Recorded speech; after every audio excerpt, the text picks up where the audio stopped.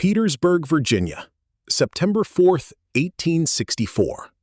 Dear cousin, I will address you a few lines in return of answering your kind letter of the 15th of August last. It came to hand yesterday. It found me enjoying myself finely, at least as well as I can enjoy myself in this country, for there is not much enjoyment here for a soldier. There is not much for me anywhere, as far as this is from home. Mifsie, I was glad to hear from Gilliam, but I was very sorry to hear of cousin Polks' death. I had heard of it the day before I received your letter. I have been studying about poor Polk ever since I heard of it. It doesn't seem right to say that he is dead. Mifsie, I reckon you will think I was not glad to hear from you by me leaving you out in speaking of Gilliam, but you must not think in that way, for if you do, you will be in the wrong for once, I am certain. Mifsie, you were speaking like you thought I had forgot to write to you, but I think it was just the other way, for I certainly quit looking for a letter from you. I was thinking what could have made you stop so sudden. I had just written my last letter on the 23rd of August.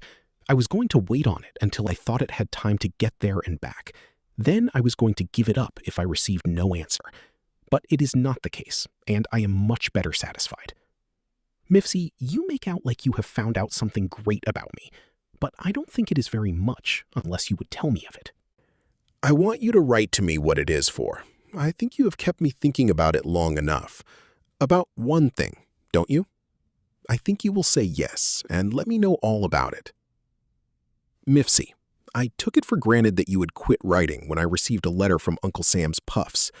She said she thought if I did not write soon that I would lose my sweetheart. I knew precisely who she was speaking of as soon as I saw it, for I knew she was alluding to you, for she don't know of anyone else that I write to. I think she will not be much better satisfied, for I told her I thought the world of you. I think she will leave off that subject the next time she writes. Mifsie, I don't know what makes you think that I get wearied at your running on, for I am sure that I haven't given you any sign as I know of. You are mistaken about it, for that is just such letters as I like to read. Mifsie, I hope by the time this comes to hand, it will find Uncle Young well. You must be sure and write to me as soon as you get this, and let me know how he is getting along, for I am uneasy about him. Nothing more at this time. Very rec, W.F. Chansley. This is my personal note, and not part of William Floyd Chansley's/Chancellor's letter.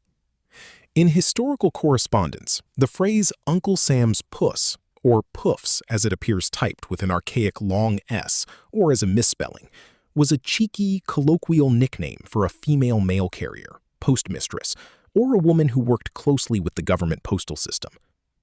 Uncle Sam. This is the standard personification of the United States federal government.